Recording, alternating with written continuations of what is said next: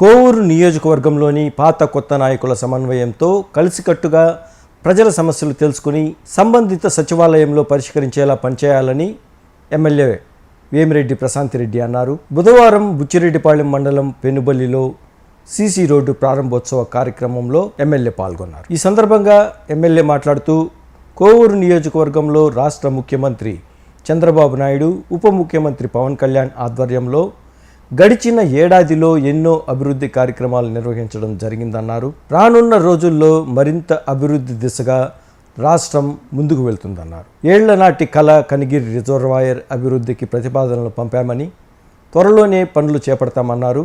అలాగే ఇంటి స్థలాలు లేని వారికి ఇళ్ల స్థలాలు, ఇండ్లు త్వరలో ఇవ్వనున్నామన్నారు. గ్రామంలో గ్రావెల్ రోడ్డు నిర్మాణం కొరకు 5 లక్షల రూపాయల నిధులు కేటాయించారు. ఈ కార్యక్రమంలో టీడీపీ పట్టణ అధ్యక్షులు గుత్తా శ్రీనివాసులు, బుచ్చి రూరల్ అధ్యక్షులు బెజవాడ జగదీష్, చైర్పర్సన్ మోర్ల సుప్రజామురళి, పెనుబొల్లి ఎంపీటీసీ వినయ్ నారాయణ, సర్పంచ్ ఓడ పెంచెలయ్య, నాయకులు కార్యకర్తలు పాల్గొన్నారు.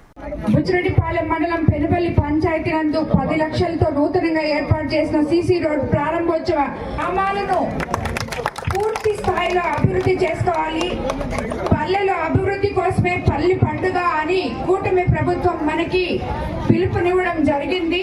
అందులో భాగంగా మనము మన కోవూరు కాన్స్టిట్యున్సీలో సంవత్సరం రోజులు 12 నెలలు అయిన సందర్భంగా ఈ పల్లె పండుగని ఈ 12 నెలల్లో మనము అత్యంత భారీ మెజారిటీతో గెలిపించుకున్న ముఖ్యమంత్రి చంద్రబాబు నాయుడు గారు అభివృద్ధి సంక్షేమము ఏ రకంగా సమపాళ్ళలో ఇస్తున్నారో, ఈ ఎన్డీఏ గవర్నమెంట్ లో మనం ఏ రకంగా ముందుకు వెళ్తున్నామో దానికి నిదర్శనమే ఈ పల్లె పండుగ. నిన్నటి నుంచి మనం కోవూరు కాన్స్టిట్యున్సీలో చేసుకోవడం జరిగింది. నిన్న ఇందుకూరుపేట మండలంలో పల్లె పండుగ జరగడం జరిగింది. అదేవిధంగా ఈ రోజు విడవలూరు, కొడవలూరు, కోవూరు, ఆకురాన బుచ్చిరెడ్డిపాళెం మండలంలో ఈ పల్లె పండుగని పూర్తి స్థాయిలో ఇక్కడ వరకు చేసుకొని పూర్తిగా శ్రీకారం చుట్టడం జరిగింది. నియోజకవర్గంలోని అన్ని గ్రామాల్లో రోడ్లు, డ్రైన్లు వంటి సౌకర్యాలు కల్పిస్తున్నాం. శ్మశానాలు అభివృద్ధి చేస్తున్నాం. బుచ్చిరెడ్డిపాళెం మండలంలో దాదాపు 4,70,00,000తో గ్రామాల్లో రోడ్లు, డ్రైన్లు, ప్రజలకు తాగునీటి అవసరాల కోసం కూడా వెచ్చించడం జరిగింది. అదేవిధంగా ఎంపీ వేమిరెడ్డి ప్రభాకర్ రెడ్డి గారి సహాయ సహకారాలతో కేంద్ర ప్రభుత్వం సాయంతో బుచ్చి ఊటుకూరు రోడ్డుకు 49 కోట్ల నిధులను మనం తీసుకురావడం జరిగింది. అదేవిధంగా కోవూరు డెల్టాకు జీవనాడి అయిన 130 ఏళ్ల కనిగిరి రిజర్వాయర్ ను ఆధునీకరించేందుకు రెడీ అవుతున్నాం. ఇప్పటికే రాష్ట్ర ప్రభుత్వానికి, ముఖ్యమంత్రి వర్యులకి ప్రతిపాదనలు కూడా పంపించున్నాం. మన కళ ఈ కనిగిరి రిజర్వాయర్ బాగు చేసుకోవడం, పట్టణంలో ట్రాఫిక్ సమస్యకు పరిష్కారం చూపేందుకు బుచ్చి టౌన్ నుండి బయట నుంచి ప్రత్యేక బైపాస్ ఏర్పాటు కూడా ప్రయత్నం చేస్తున్నాం.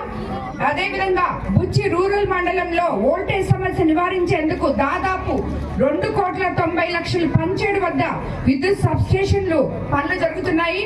అదేవిధంగా రాబోయే రోజుల్లో మనం 133 kV సబ్ స్టేషన్ కూడా బుచ్చి మండలంలో ఇక్కడ కోవూరు నియోజకవర్గంలో ఏర్పాటు చేసుకోబోతున్నాం.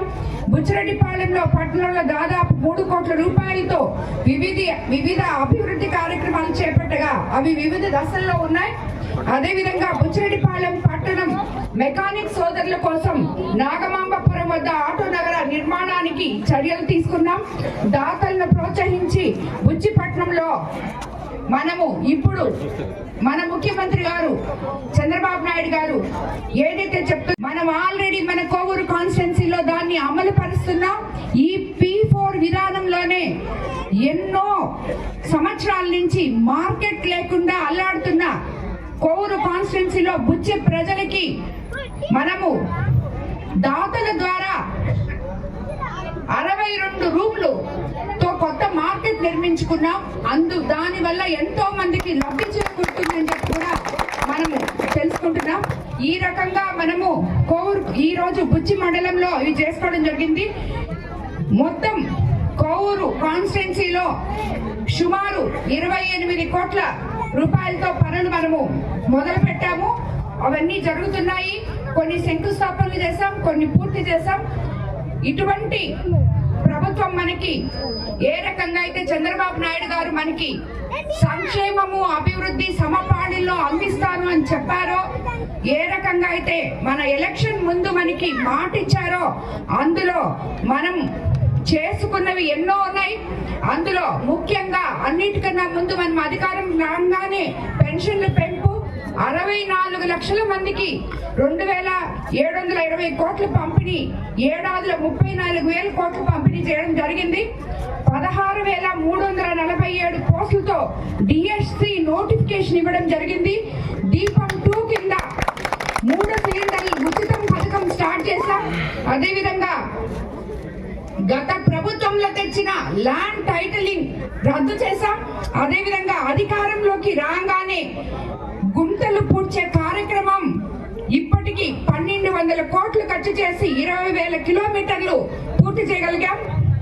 మత్స్యకారుల ఉపాధిని దెబ్బతీసే 2170 రద్దు చేసి మత్స్యకార సేవల పథకం ద్వారా వేట నిషేధ సమయంలో 20,000 ఆల్రెడీ మత్స్యకారులకి అందించడం జరిగింది.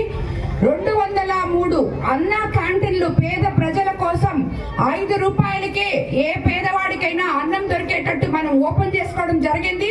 అదేవిధంగా మన కోవూరు కాన్స్టిట్యున్సీలో కూడా అతి త్వరలో మనం అన్న క్యాంటీన్ ఓపెన్ చేసుకోబోతున్నాం. చెత్త పన్ను రద్దు చేయడం జరిగింది. 83 లక్షల మెట్రిక్ టన్నుల చెత్త ఎత్తివేయడం జరిగింది. కూటమి ప్రభుత్వం అధికారంలోకి వచ్చిన తర్వాత 55, 57, 525 మెట్రిక్ టన్నుల ధాన్యం సేకరణ, ముఖ్యంగా డెల్టా ఏరియా అయిన మన కోవూరు నియోజకవర్గంలో రైతన్నులకు ప్రభుత్వం ఎంతో అండగా ఉందని మనం మరీ చెప్పుకోవాలి. మన పంట పండినప్పుడు మనకి ప్రభుత్వం అండగా ఉండి 24 గంటల్లో ధాన్యం కొనుగోలు చేసి అమ్మాలీలతో సహా 24 గంటల్లో ప్రభుత్వం రైతుల అకౌంట్లలో డబ్బులు వేయడం జరిగింది. ఈ రోజు మనం ఏరువాక పౌర్ణమి పండుగ కూడా జరుపుకున్నాం. రాబోయే రోజుల్లో కూడా కోవూరు నియోజకవర్గంలో మన రైతులందరూ సుభిక్షంగా ఉండాలని ఆ దేవుని ప్రార్థించడం జరిగింది. తప్పకుండా మన రైతులందరూ బాగుంటారు. అదేవిధంగా అధికారంలోకి వచ్చిన తర్వాత దీనికోసం మనము ఆల్రెడీ రైతులకి 8,50,342 మంది రైతులకు 13,584 కోట్లు చెల్లింపు. ధాన్యం రైతులకు గత ప్రభుత్వం బకాయిలు పెట్టిన 1,674 కోట్లు కూడా అధికారంలోకి వచ్చిన 2 నెలల్లోనే చెల్లించింది మన కూటమి ప్రభుత్వం. పొగాకు, మామిడి, కోకోకోల గిట్టుబాటు ధర కూడా ప్రభుత్వం సాయం చేసింది. కూటమి ప్రభుత్వంలో 990 కోట్లు పంచాయతీల్లో అభివృద్ధి పనులు కేటాయించింది. అదేవిధంగా 4,500 కోట్లతో గ్రామాల్లో మళ్లీ వెలుగులు, 30,000 పనులకు శ్రీకారం చుట్టాం. రాష్ట్రానికి మళ్లీ పెట్టుబడులు. ఇంకా ఇంతే కాకుండా ప్రతి కాన్స్టిట్యున్సీలో MSME పార్కులు ఏర్పాటు చేయడం జరిగింది. దీనివల్ల యువత ఎవరైతే ఉపాధి లేకుండా ఉన్నారో రాబోయే రోజుల్లో యువతకి ఉపాధి కల్పించే కార్యక్రమాలు కూడా చేపట్టబోతున్నాం. అదేవిధంగా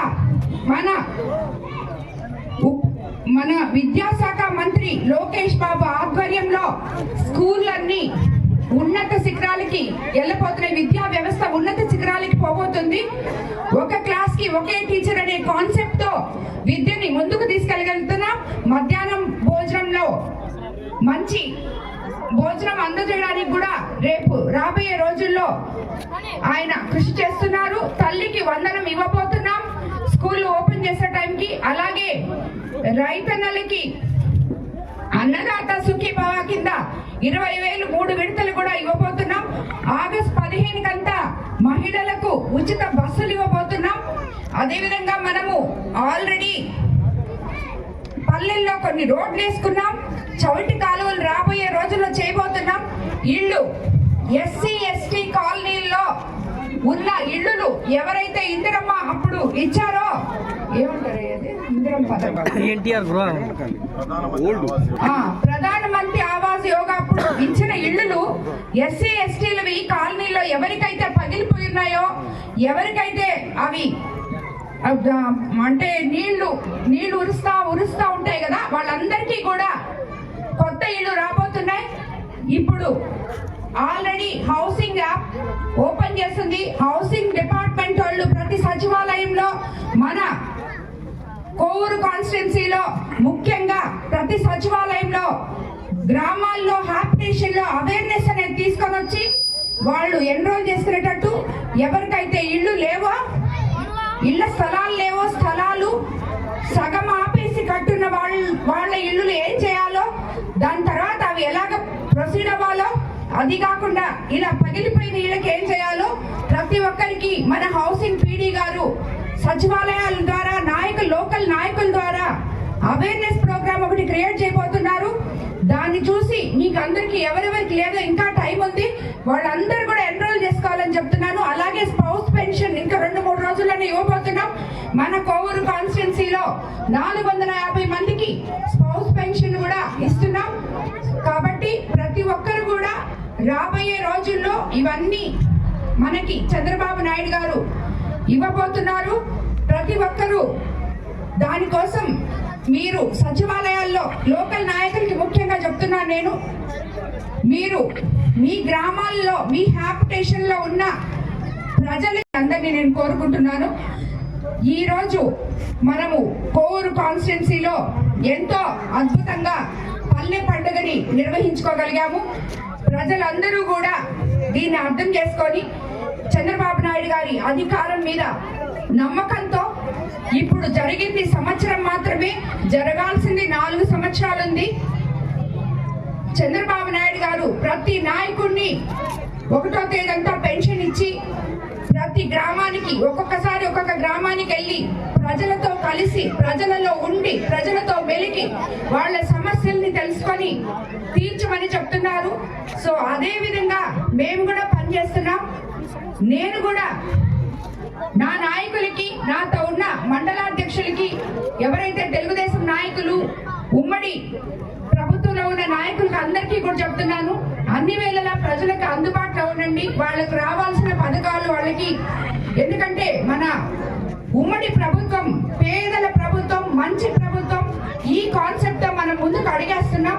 మనము ఇచ్చేటివన్నీ కూడా ప్రజల్లోకి తీసుకెళ్ళాలి. అవేర్నెస్ ప్రోగ్రాములు వాళ్ళకి తెలవగలగాలి. ఎందుకంటే వాళ్ళు ఇప్పుడు వస్తున్నారు, నేను వచ్చినప్పుడు అమ్మ మాకు ఇల్లు లేదు అంటున్నారు. నేను అడిగేది, ఈ ఊర్లో నాయకులు ఉన్నారు, సచివాలయం ఉంది, హౌసింగ్ వాళ్ళు ఉన్నారు, సచివాలయ సిబ్బంది ఉన్నారు, మరి వాళ్ళకి ఇల్లు లేనప్పుడు వాళ్ళ పేరు ఎన్రోల్ చేయించుకోవడం మీరు ఏం చేస్తున్నారు ఇక్కడ? అది నేను అడిగేది. నేను వచ్చినప్పుడే ఎందుకు వాళ్ళు మీరు సరిగ్గా పనిచేస్తే, ఏ నాయకుడైనా ఎవరైనా ఇక్కడ తెలుగుదేశం ప్రభుత్వం అధికారంలోకి రాకముందు కష్టపడిన కార్యకర్తలు, నాయకులు ఉన్నారు. ఇప్పుడు కొత్తగా వచ్చి చేరిన నాయకులు ఉన్నారు. అందరూ కూడా క్రమశిక్షణతో ఉన్నారని నేను అనుకుంటున్నాను. ఎందుకంటే ఏ నాయకుడైతే క్రమశిక్షణతో ఉంటాడో తన చుట్టూ ఉండే నాయకులు కూడా తప్పు చేయకుండా క్రమశిక్షణతో ఉంటారు అని చెప్పి నేను అనుకుంటున్నాను. మనము అవకాశం ఇస్తే తప్పితే ఏ పార్టీలో వాళ్ళైనా, ఏ నాయకులైనా తప్పు చేయరు. మనం అసలు వాళ్ళు అవకాశం ఇస్తే వాళ్ళు ఏ పార్టీలో ఉన్న తప్పు చేస్తారు. ఇప్పుడు అక్కడ వైసీపీలో చేసిన వాళ్ళు మా దగ్గర ఉన్నారు అంటే, ఆ రోజు మీరు ఏం చేస్తారు వాళ్ళు చేస్తుంటే, ఈ రోజు మేము చేయనట్లేదు కదా. మాతో ఉండి అందరూ బ్రహ్మాండంగా ఉన్నారు, అందరూ ప్రజలకి సేవ చేసే దాంట్లో నిమగ్నం అయిపోయి ఉన్నారు. నాయకుడు ఎలాగుంటే అలా ఉంటాం. మా నాయకుడు చంద్రబాబు నాయుడు గారు మాకు చెప్పేది ఒకటే, లోకేష్ బాబు గాని, చంద్రబాబు నాయుడు గారు గాని, పవన్ కళ్యాణ్ గారు గాని, ఎవరైనా మాకు ఒకటే చెప్తారు, ప్రజల్లో ఉండండి, ప్రజల అవసరాలు తీర్చండి, న్యాయంగా పరిపాలించండి, పేద ప్రజల కోసం ఏమి ఉన్నాయో వాళ్ళందరికీ తీసుకోకండి, వాళ్ళ దగ్గరికి పోయి మీరు చెప్పండి, వాళ్ళని చూడండి అని చెప్తున్నారు. సో నేను కూడా అదే చెప్తున్నాను మా నాయకులకి. కాబట్టి నాయకులు మనం ఏం చెప్తే అదే చేస్తారు. మీరు ఇసుక తవ్వండి, గ్రావెల్ తవ్వండి, డబ్బులు ఎత్తుకోరండి అంటే వాళ్ళు అదే చేస్తారు. మాకు అవన్నీ ఏమి వద్దు, మీరు ప్రజలకే సేవ చేయండి, మేము కూడా ప్రజలకి సేవ చేయడానికే వచ్చాం. మీరు ఏ పార్టీలో